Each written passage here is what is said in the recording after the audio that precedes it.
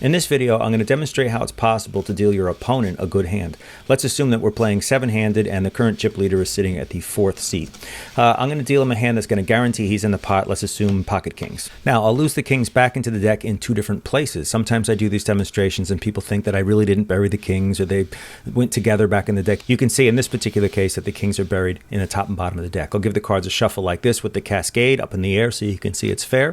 For the purists out there, you can't shuffle cards like that in a card game, so I'll shuffle the cards flat on the table the way they do in a casino. Some people think that when I shuffle the cards off the table like this that I'm peeking into the deck looking for certain cards. That's not the case, but for you guys, I will shuffle the cards with the deck flat on the table. Now, your main concern when you mix a deck is to thoroughly shuffle the cards. My main concern here is to rearrange the cards so that when I deal in a seven-handed game, the fourth position gets the kings, just like that. Now, let's track this out to see how this works out. I'm trying to get the most money out of the guy, so on the flop, what do we see? We see a king. So, of course, he's going to stay in with trip kings, right? What do we have on the turn? We have nothing, but I think I can keep him in.